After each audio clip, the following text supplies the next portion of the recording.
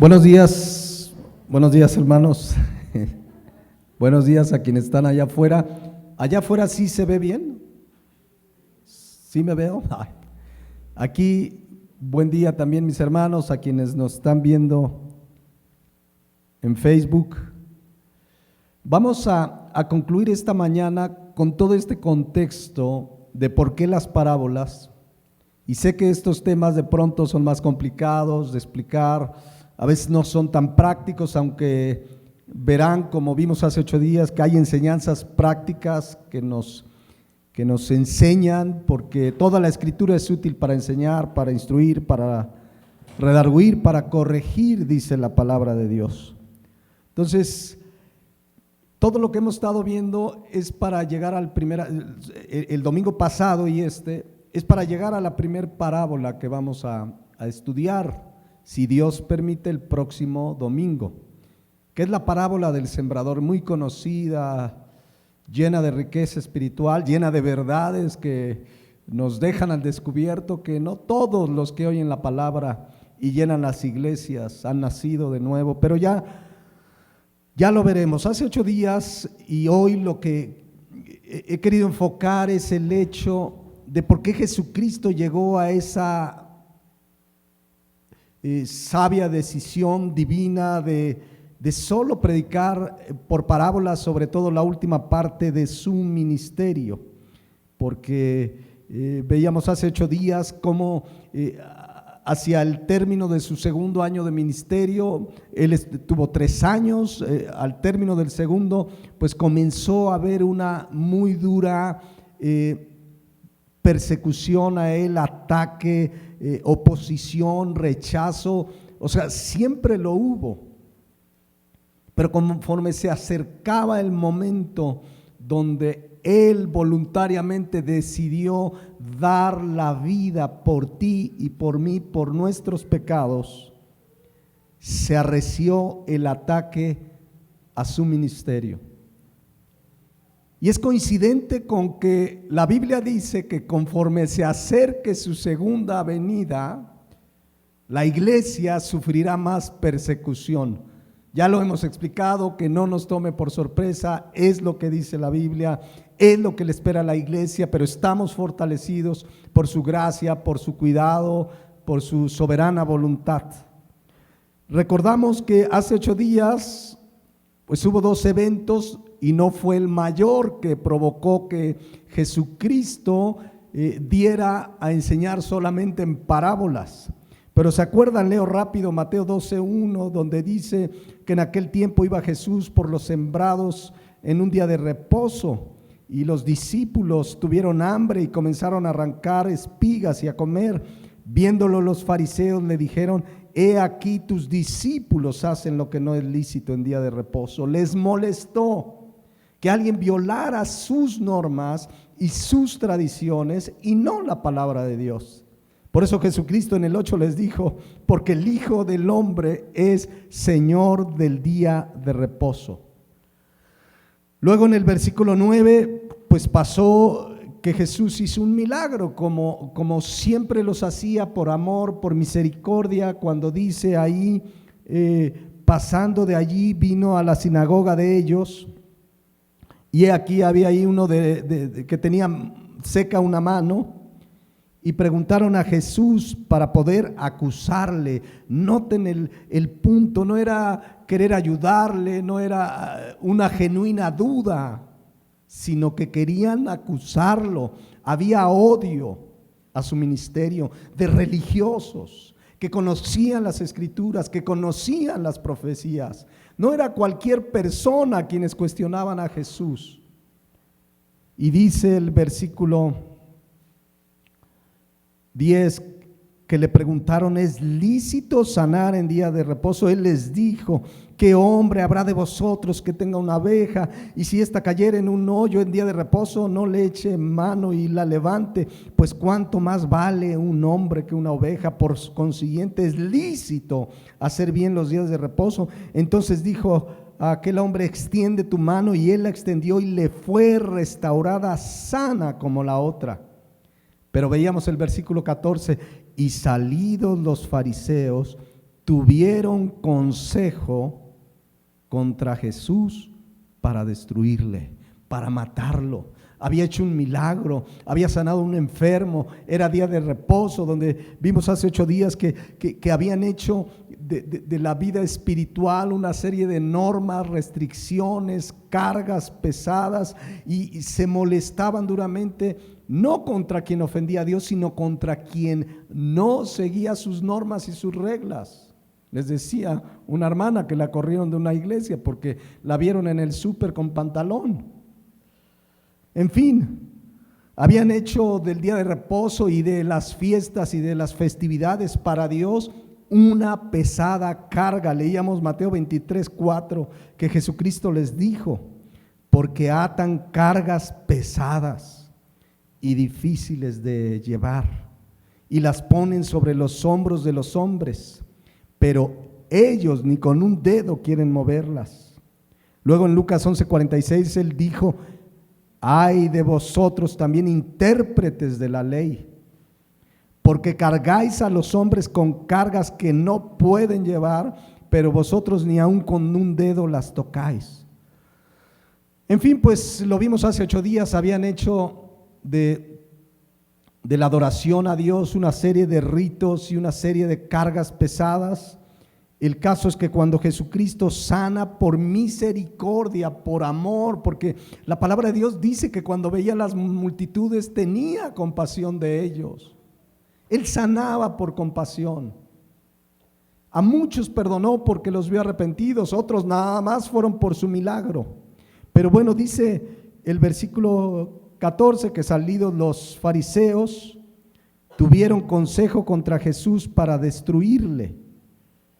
¿Y qué hizo Jesús? Versículo 15, sabiendo esto Jesús se apartó de allí y le siguió mucha gente, y vean lo que siguió haciendo. ¿Qué dice ahí? Y sanaba ¿a quiénes? A todos.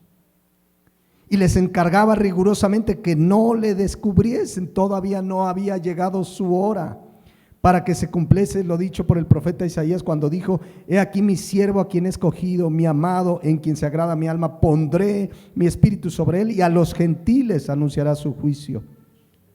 No contenderá ni voceará, ni nadie oirá en las calles su voz. Y luego dice el versículo 20 que explicamos hace 8 días: la caña cascada no quebrará y el pábilo que humea no apagará hasta que saque a victoria el juicio, y en su nombre esperarán los gentiles.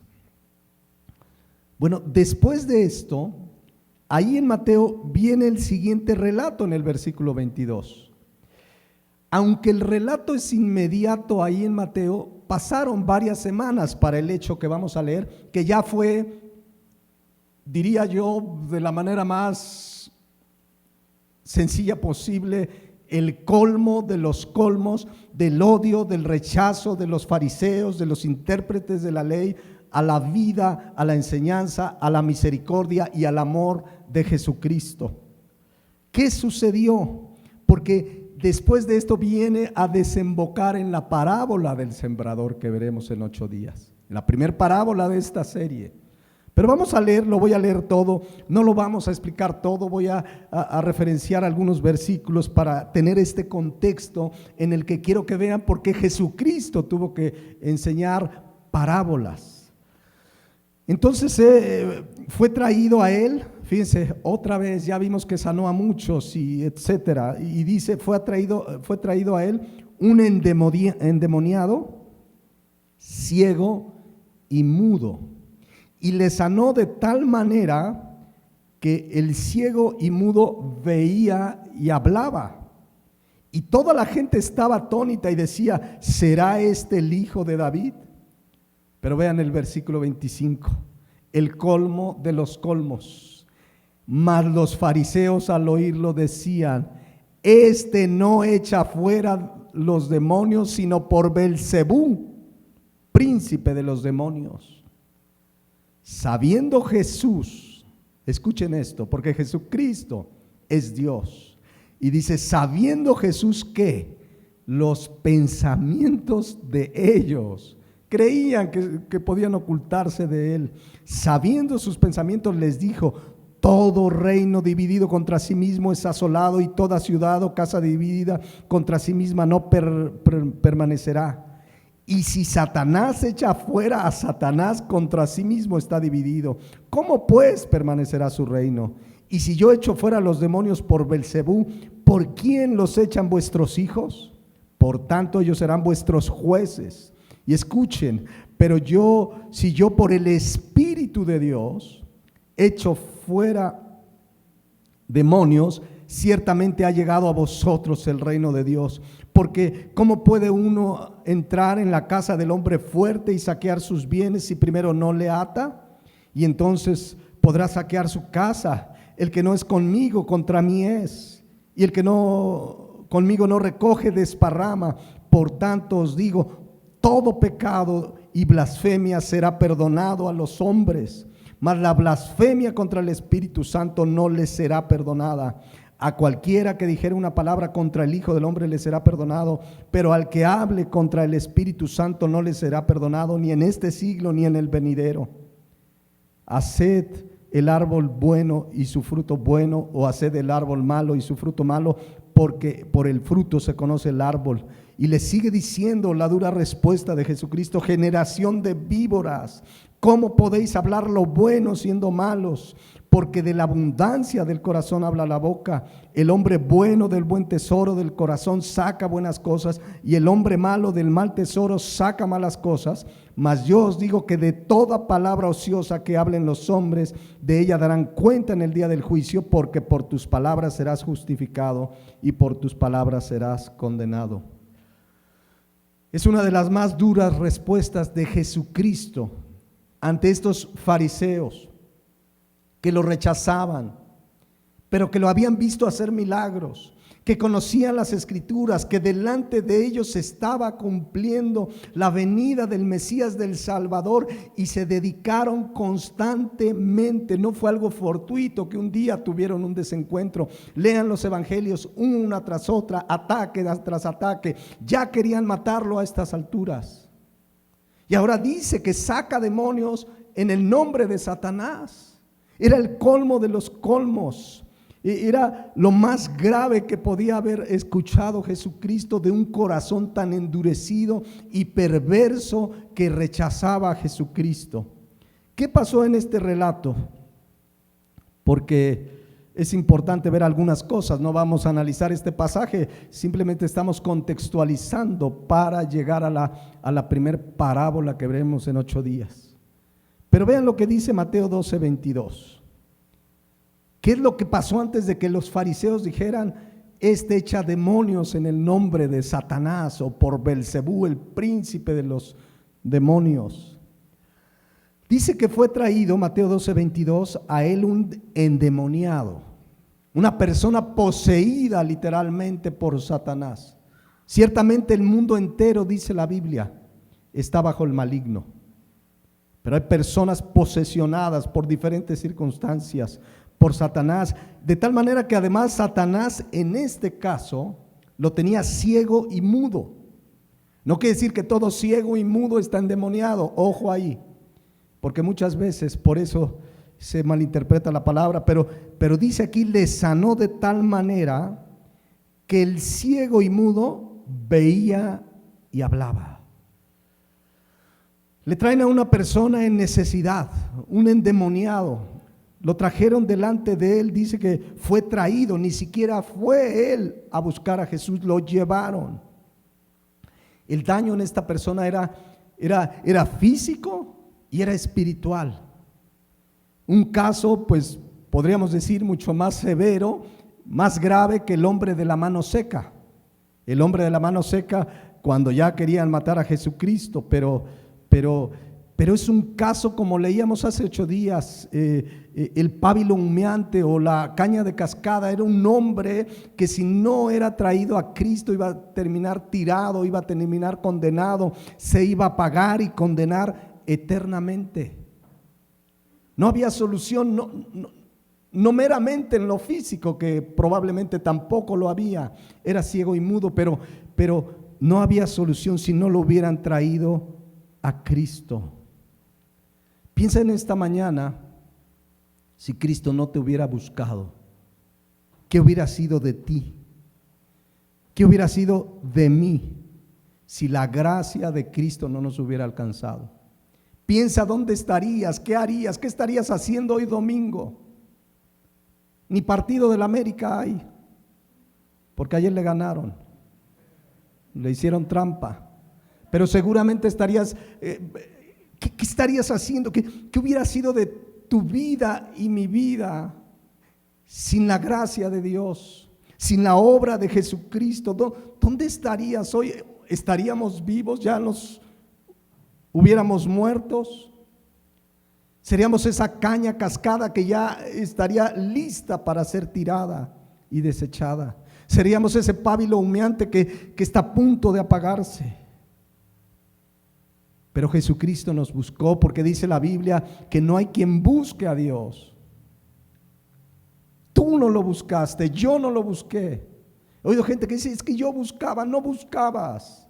Él te buscó, Él en su amor, dice la palabra de Dios, que fue el que nos amó primero, por eso le amamos. Entonces aquí Mateo 12:22, pues llega y le traen a este hombre endemoniado, ciego y mudo,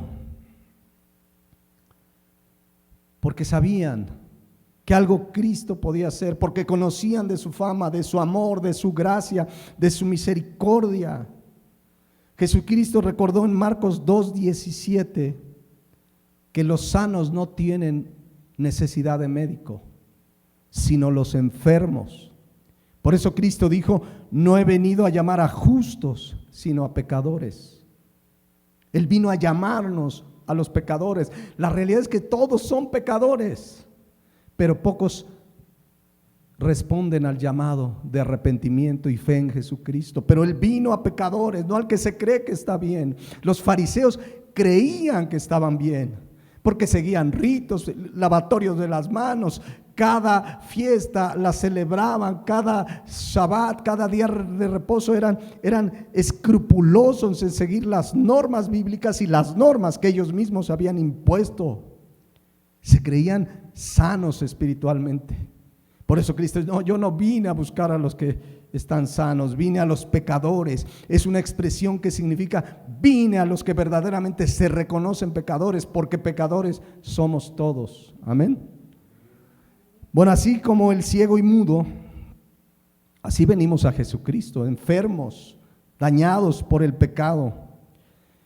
Y dice aquí en Mateo 12:22 que Él fue traído y le sanó de tal manera que el ciego y mudo veía y hablaba. Yo no he visto ningún milagro de Jesús, lean los evangelios, donde haya quedado a medias. Bueno, lo sanó de la ceguera, pero lo dejó mudo. O sí hablaba, pero quedó tartamudo, o quedó medio ciego. Las sanidades, los milagros de Jesucristo eran impresionantes. Sanaba cientos y cientos y cientos de personas. Ningún ministerio como el de Jesucristo mismo ha hecho lo que Él hizo. Y ahorita les voy a dar un texto, porque de verdad todo lo que hizo Jesucristo no cabría en muchísimos libros. Ahorita lo vamos a ver en la palabra.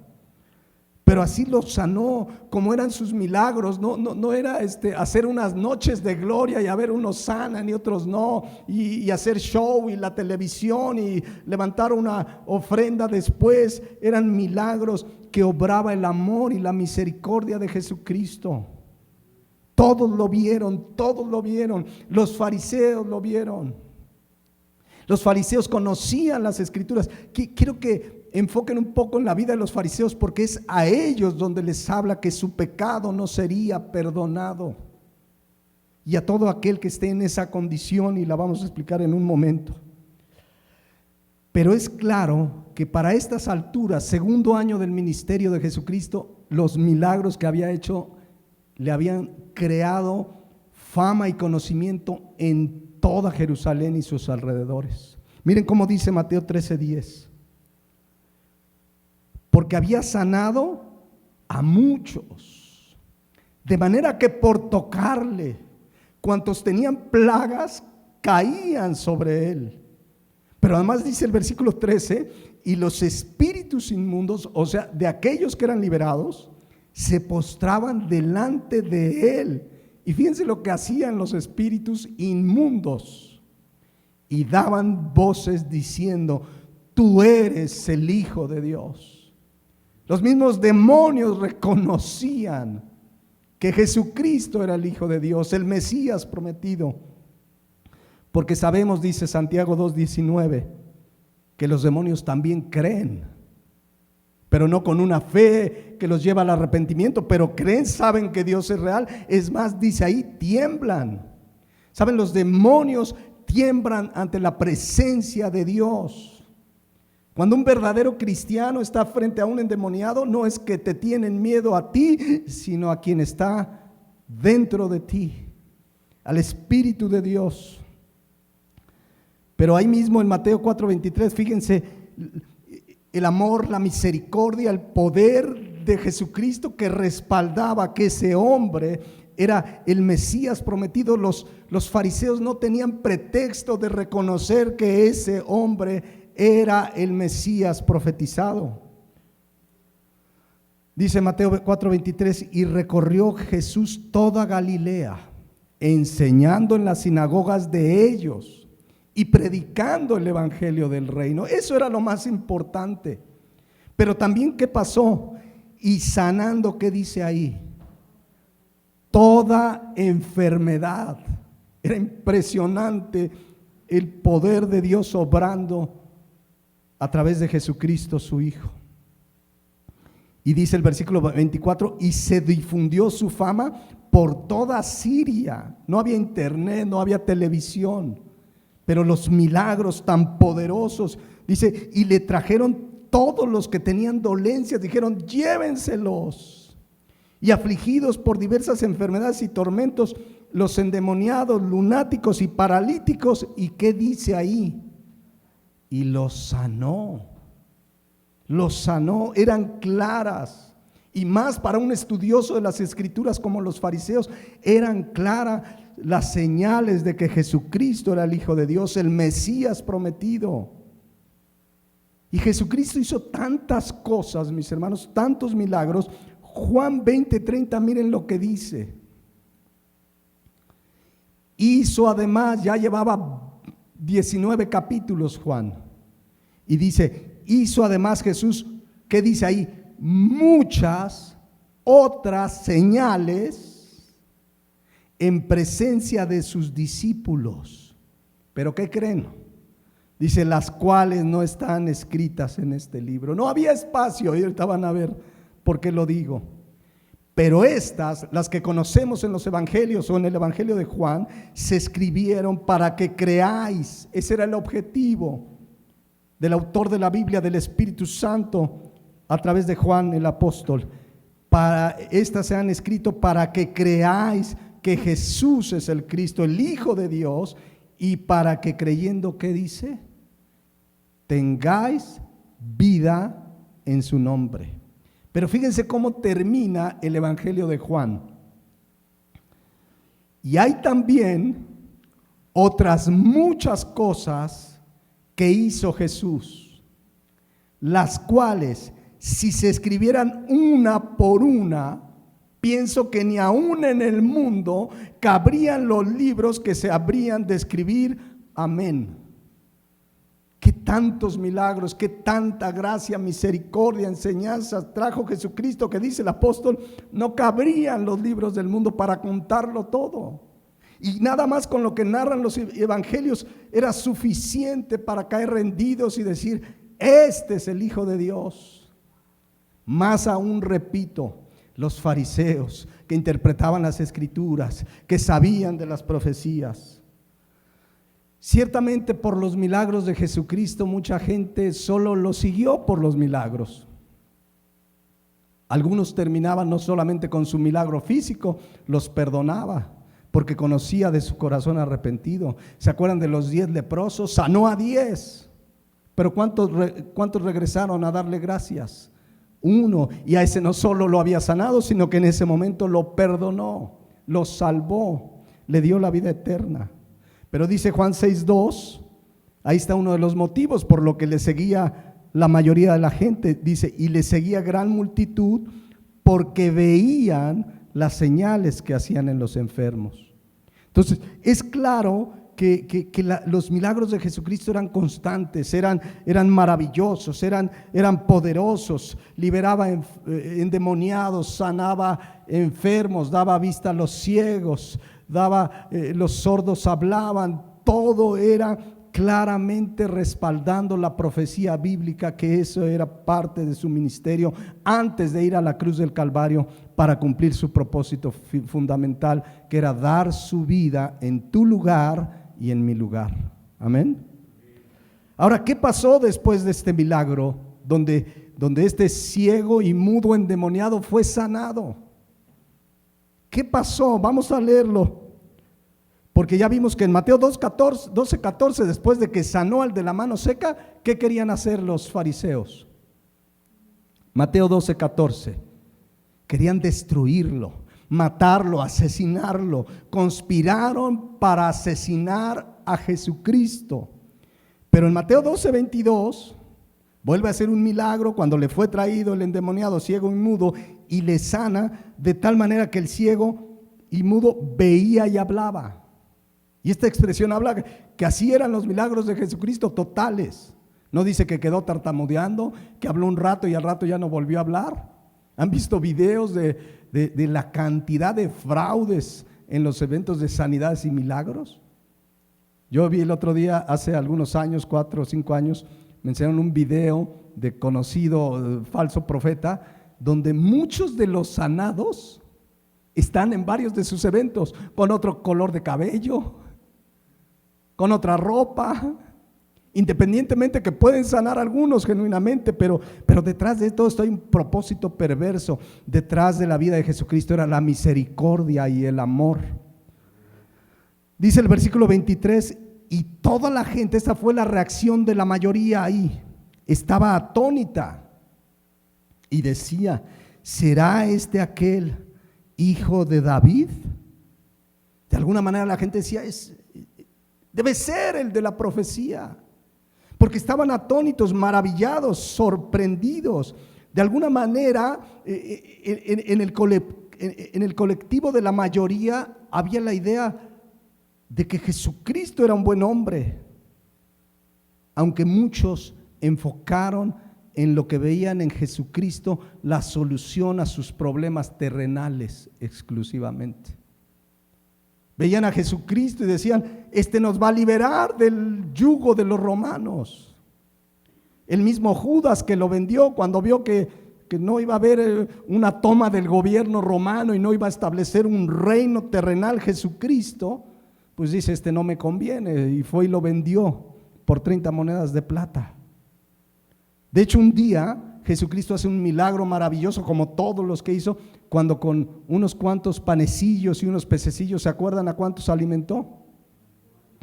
A más de 5,000, porque eran 5,000 hombres, más mujeres y niños.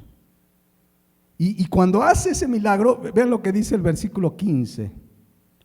Porque Jesucristo notó que la gran mayoría que lo seguía veían en él una respuesta terrenal a sus problemas y no la espiritual, que es a lo que vino Cristo. Dice, pero entendiendo Jesús que iban a venir para apoderarse de él y hacerle rey, volvió a retirarse al monte solo. Sabía que la multitud querían un rey terrenal que solucionara sus problemas terrenales. Jesucristo tuvo que decir en otra ocasión, mi reino no es de este mundo. Este mundo está bajo el maligno, pero Él vino a liberarnos del pecado a través de la muerte y resurrección.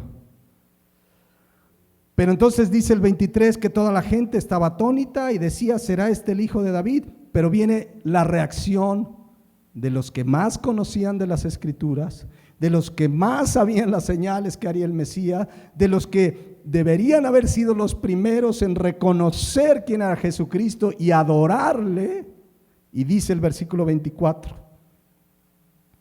mas los fariseos al oírlo decían, este no echa fuera los demonios, sino por Belcebú, príncipe de los demonios.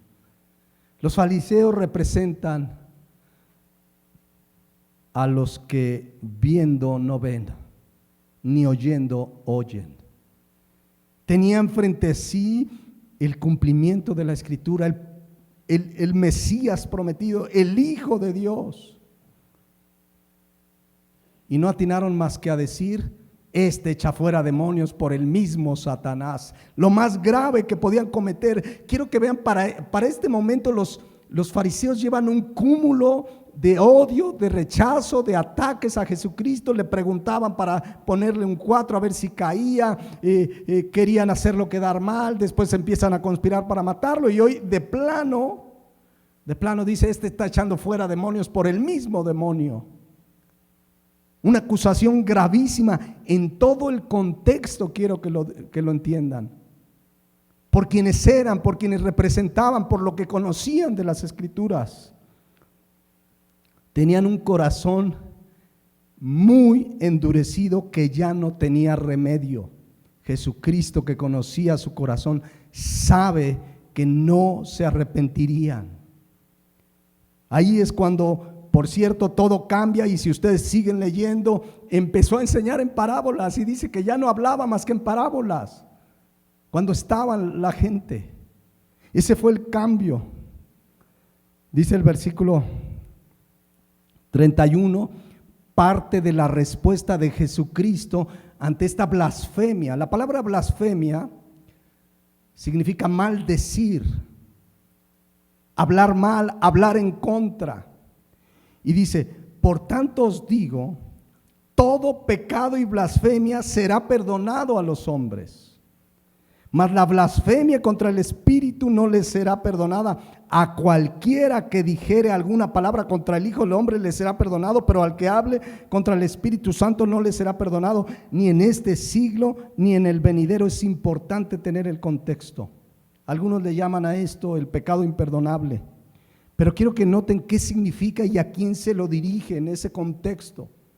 No le dijo a toda la gente: ustedes ya no tienen perdón. Se dirigió a un grupo de personas que habían oído de él, que conocían las Escrituras, y que aún así le rechazaron y vieron sus milagros, y vieron sanar a un cojo, y vieron sanar a ciegos, y vieron sanar a paralíticos, y vieron tantos milagros, y vieron la obra de Cristo, y vieron su vida mansa y humilde, y vieron su amor, su misericordia. No había que acusarle, era el Hijo de Dios, el Mesías prometido que ellos conocían, y no es que se les chispoteó y dijeron: ay, se me hace que echa fuera demonios por el demonio. Lo hicieron con toda hazaña, odio y rechazo a Jesucristo.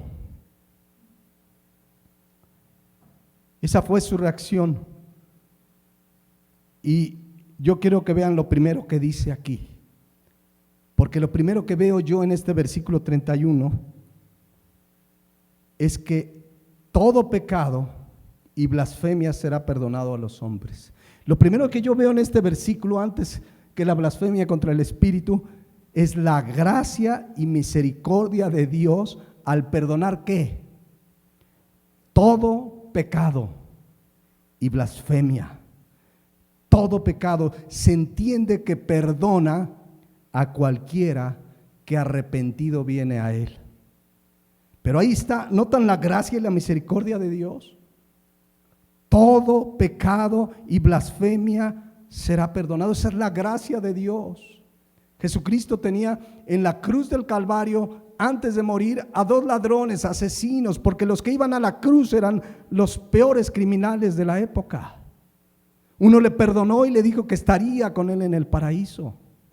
No le mandó a hacer ritos ni le mandó a hacer cosas. Vio ese corazón que lo reconocía como el Hijo de Dios. Vio ese corazón arrepentido. Quiero que noten pues que lo primero y más importante que vemos en el versículo 31 es la gracia de Dios que alcanza para perdonar todo pecado. Hay gente que dice: no, es que yo creo que esto no lo perdona. Todo pecado y blasfemia será perdonado. Entendemos al que se arrepiente genuinamente.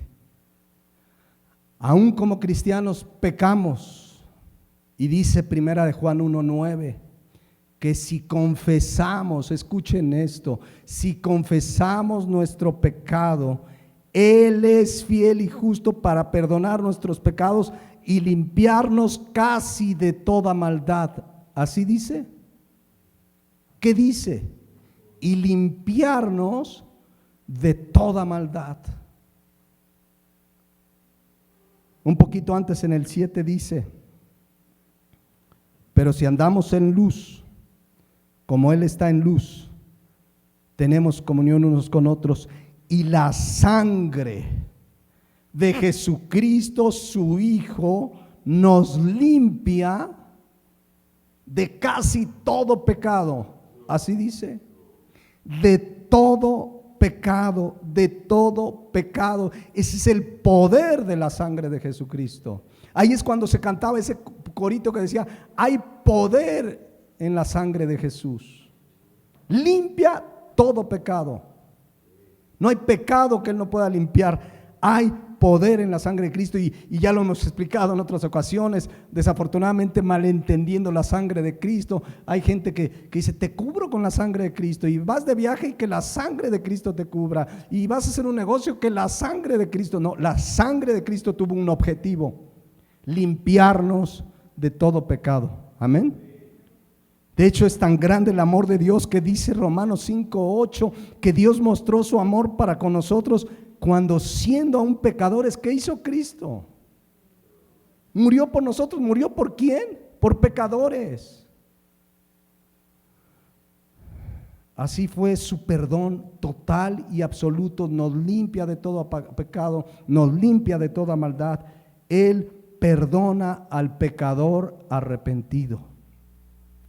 Por cierto, así debemos perdonar también nosotros.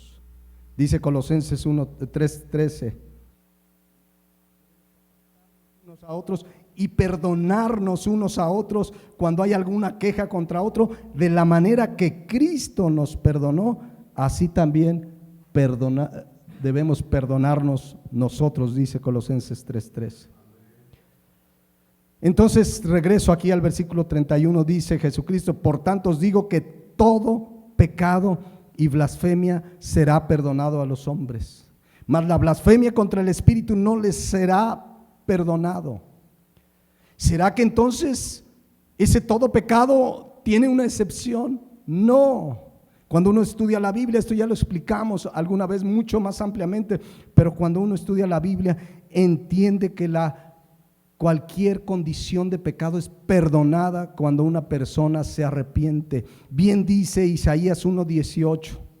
Vean lo que dice: venid luego, dice Jehová, y estemos a cuenta. O sea, con un corazón arrepentido que quiere darle cuentas a Dios. Perdóname, Dios. Por eso dice: si vuestros pecados fueren como la grana, como la nieve serán emblanquecidos.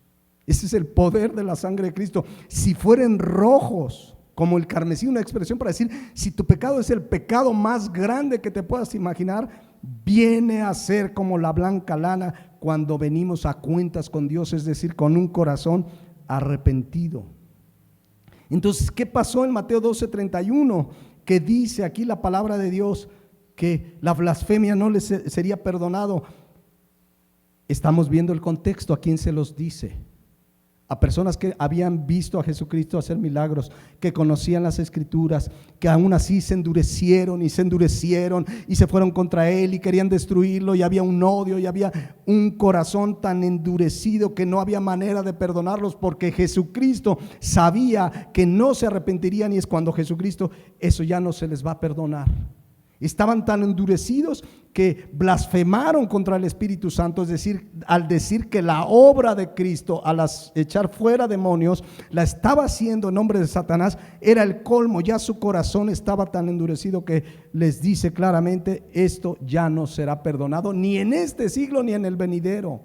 Por el contexto que están viviendo. Es cuando una persona, su corazón se endurece, y a lo mejor conoces a alguien. No nos toca juzgar si será la persona que ya está en esa condición. El que lo sabe es Dios, pero a veces tenemos personas que le hablas y está dura y sigue hablando mal contra Dios y blasfema, porque blasfemar, ya lo dijimos, significa hablar mal, maldecir, hablar en contra, y hablan en contra de Dios y están duros. Conozco testimonios. Un día me contaban de una persona, me decía una persona que tenía un familiar muy cercano que le compartió de Cristo toda la vida lo rechazó, y estando en los estertores de la muerte, es decir, en sus momentos últimos, siguió maldiciendo a Dios.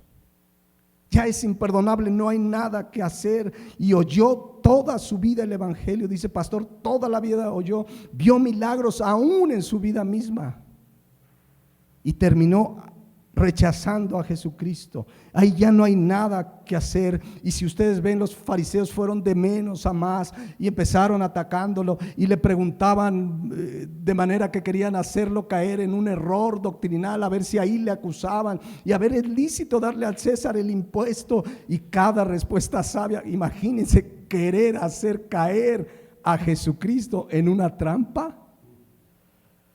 Pero lo hicieron con toda maldad, alevosía, ventaja, conociendo las profecías, sabiendo que tenían enfrente, y aún así se atrevieron a decir en el versículo 24 de Mateo 12, está echando demonios por medio de Satanás. Eran unos hipócritas que estaban ofendiendo deliberadamente a Jesucristo con todo dolo, con toda hazaña. Ahí está la multitud atónita viendo y preguntándose, ¿será el hijo de David? Y esto lo único que hicieron es, no es el hijo de David, está echando demonios por el mismo demonio. Y ahí viene la respuesta larga de Jesucristo. Pero quiero que vean que no fue un desliz de los fariseos en ese momento. Fue algo planeado, creciendo, endureciendo su corazón, mucha maldad en su corazón. No es que de repente se les salió algo en contra de Dios. Yo recuerdo que sin ser cristiano muchas veces maldije a Dios. Me pasaba algo y había una cruz y decía, por eso pasó eso, y me enojaba como niño. Y no estaba blasfemando contra el Espíritu Santo, era ignorante, no tenía el conocimiento. Pero cuando Cristo viene y te presenta tu condición de pecado, el Espíritu Santo te muestra lo sucio que estás, y te arrepientes y crees en Jesucristo, todo cambia. En realidad, un verdadero cristiano jamás podría cometer ese pecado imperdonable, jamás. Pero estos hombres estaban endurecidos, porque al decir que Jesucristo echaba demonios por el mismo demonio, estaban diciendo que eso es lo mismo que Dios hacía. Porque dice 1 Juan 2, no, déjenme, ahorita les doy el versículo, Juan 5:19, un poco más adelante dice, respondió entonces Jesús y les dijo, de cierto os digo, no puede el Hijo hacer nada por sí mismo, sino lo que ve hacer al Padre, porque todo lo que el Padre hace, ¿qué dice ahí? También lo hace el Hijo igualmente. Y entonces, si Jesucristo estaba echando demonios en el nombre de Belcebú, también el Padre lo estaba haciendo. La acusación era severa, la acusación era grave, la acusación era muy dura. Pero había un odio. Fíjense, dice Juan 12:9, si te regresas unos versículos, Katy. Fíjense, la misericordia de Dios, Juan 11:47. Aquí Jesucristo, si no me equivoco, había resucitado a Lázaro. Un milagro, debería haber gozo, un muerto resucitó, el poder de Dios, aleluya. Pero dice Juan 11:47, entonces los principales, vean nuevamente quiénes, los principales sacerdotes y los fariseos se reunieron, el concilio, y dijeron, ¿qué haremos? Porque este hombre hace muchas señales. No dijeron, oiga, qué bueno, qué milagro, es el Mesías, lo dicen las Escrituras, las conocemos, ¿qué hacemos? Eso les enfurecía, dice Lucas 6:10.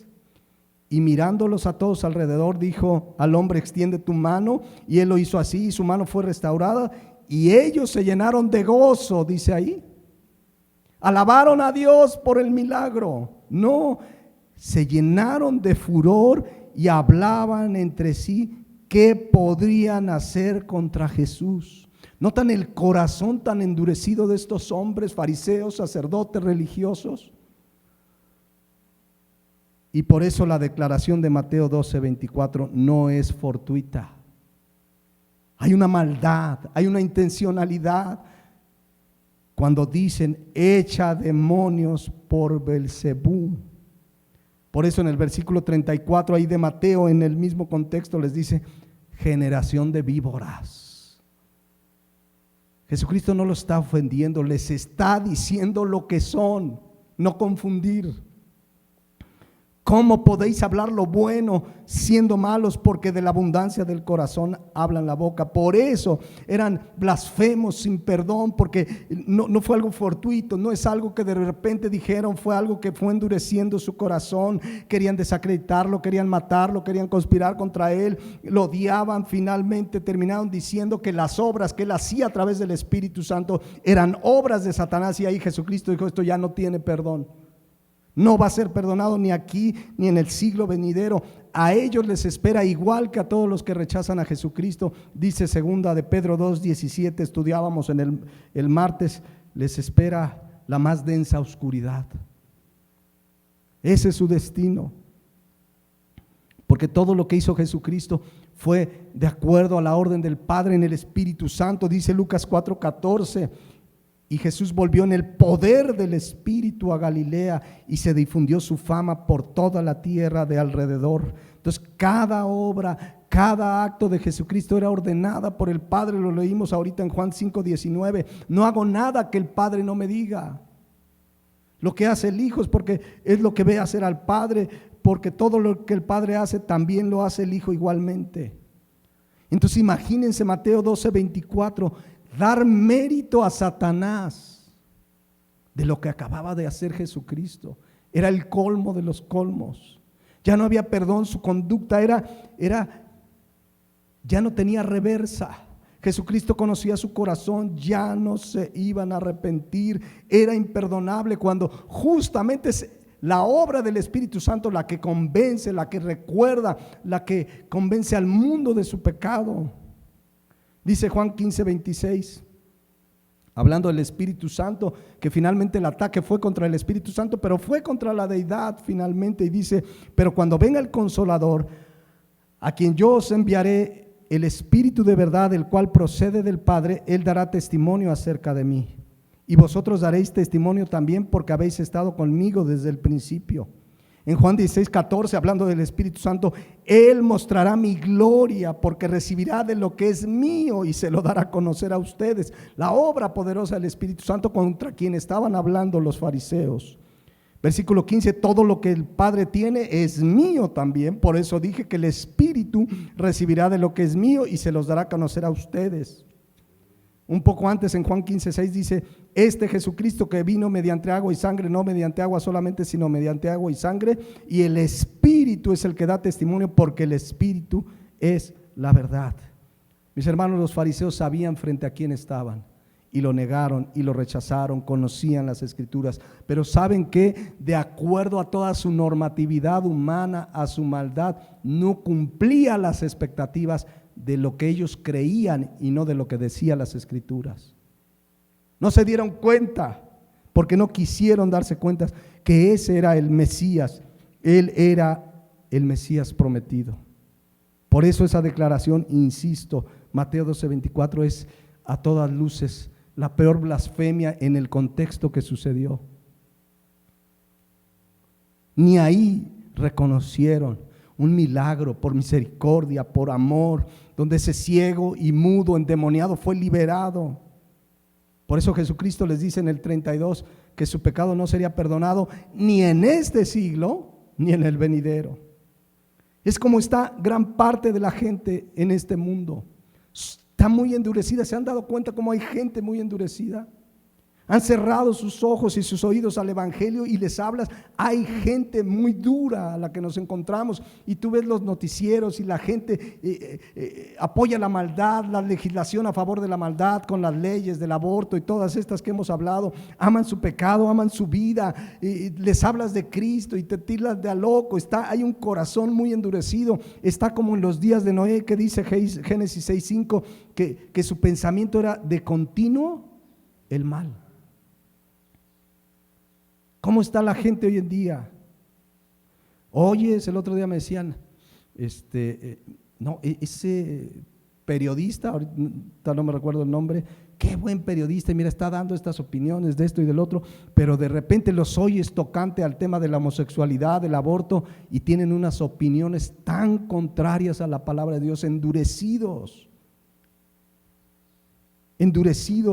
pero lo que no entienden es que justamente lo que está viviendo la humanidad, se sorprenden por una pequeña pandemia, cuando no saben que es principio de dolores y lo que les espera por su rechazo a Cristo, a la palabra de Dios, al Evangelio, no tiene comparación con las pequeñas cosas que están sucediendo en este mundo. Es principio de dolores, vienen tremendos días, semanas y meses en un futuro cercano donde dice la palabra de Dios que gritarán de dolor. Una pequeña pandemia y hasta cristianos viven con miedo. Pero el problema es que ese corazón tan endurecido los hace ya no aceptar el mensaje, y aún así se creen buenos. El otro día decía otro periodista, ¿por qué está pasando esto si somos más los buenos? ¿Saben qué dice la Biblia? Que bueno no hay ni uno solo, no hay justo ni aun uno. ¿Cuál somos más los buenos? Nosotros también los cristianos somos pecadores. La diferencia es que hemos sido redimidos por la sangre de Jesucristo. Amén. Una persona decía, yo creo que si Jesucristo hubiera venido hoy en lugar de hace 2000 años, pues ya la sociedad es como más civilizada, lo hubieran crucificado igual.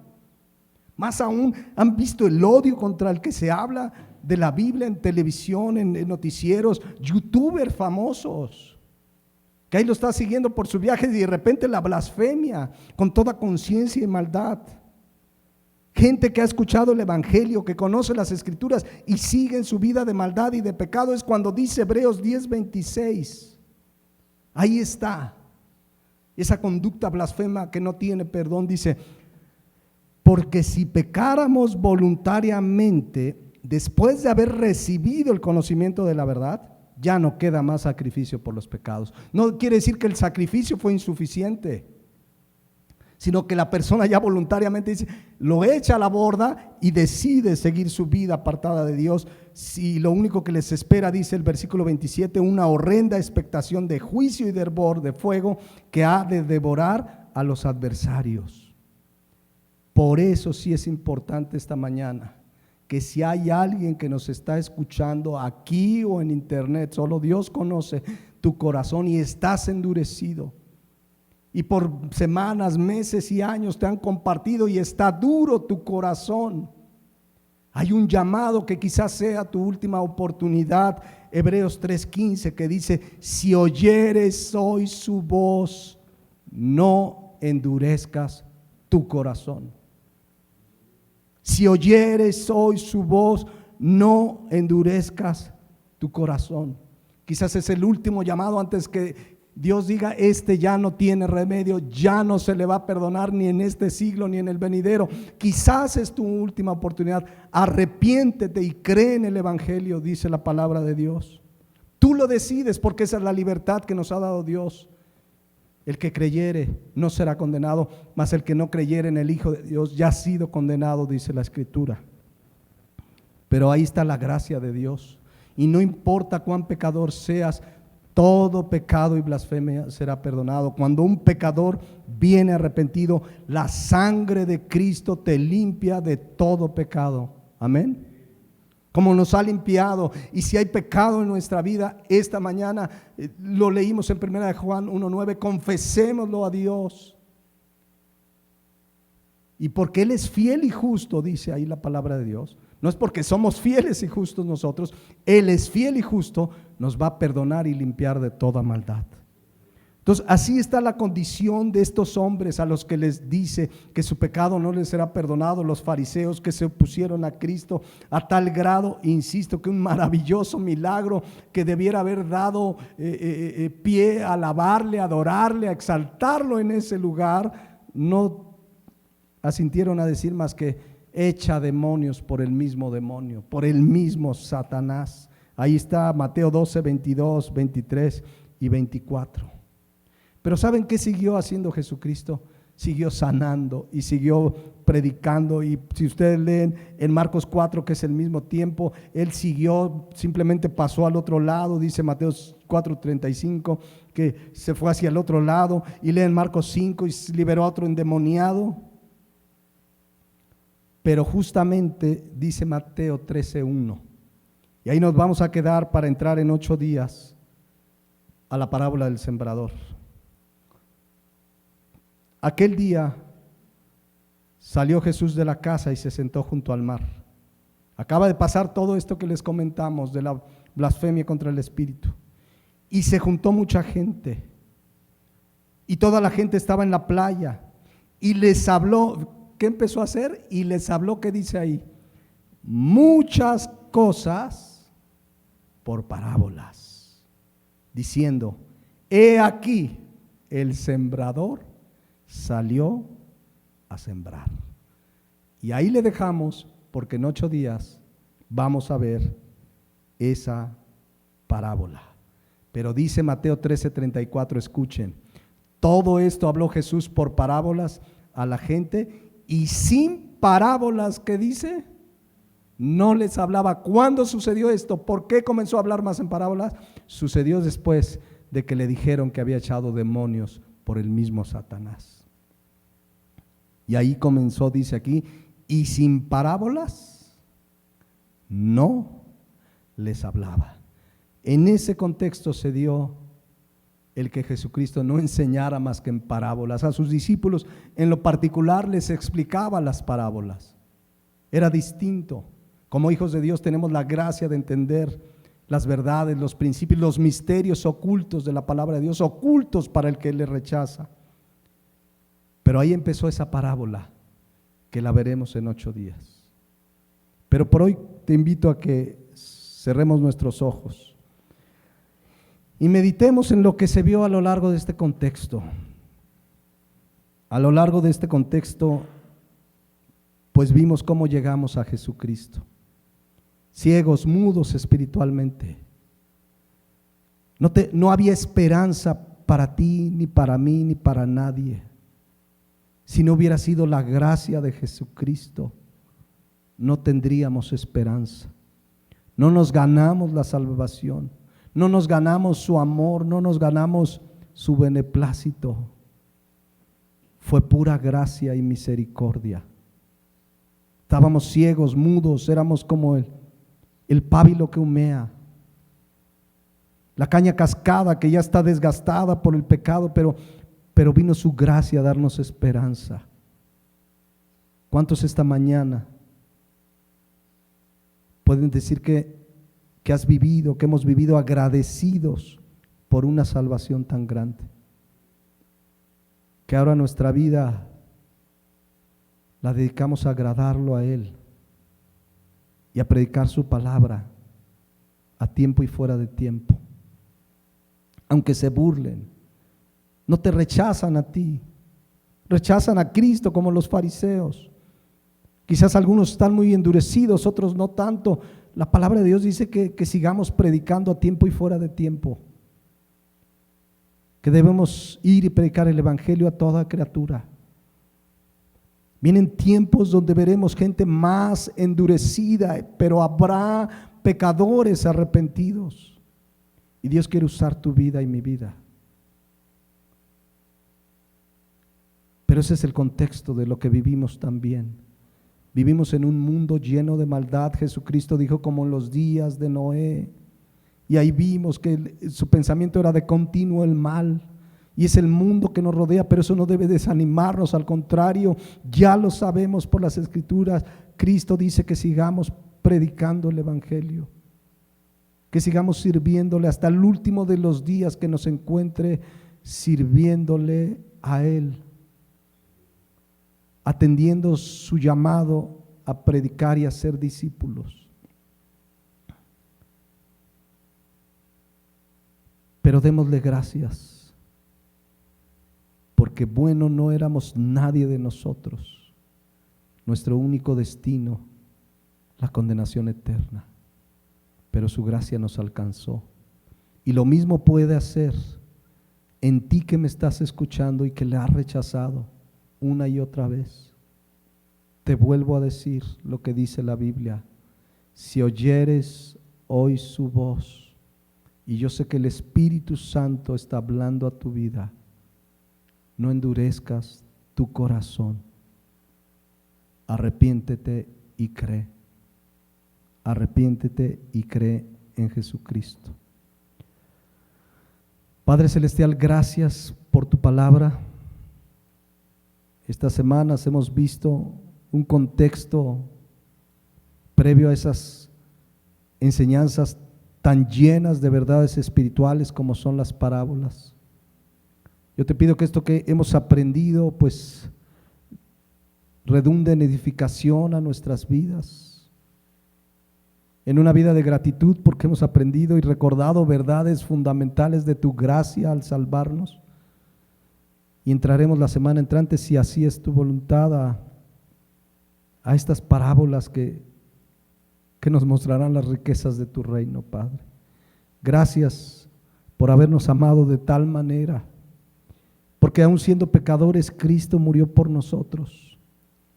Gracias por tu misericordia y te pido por todo aquel que hoy haya escuchado el Evangelio, quizás por primera vez, o lo escuche por primera vez en otro momento, que tu gracia lo alcance.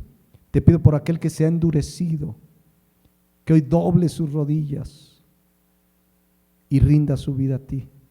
Te pedimos por aquellos familiares y amigos a los que les hemos compartido y han rechazado, que sigamos teniendo ese mismo amor y esa misma misericordia porque te están rechazando a ti. Pero mientras hay vida y esperanza, Padre, usa nuestras vidas. Gracias por la cruz. Gracias por haber pagado nuestros pecados.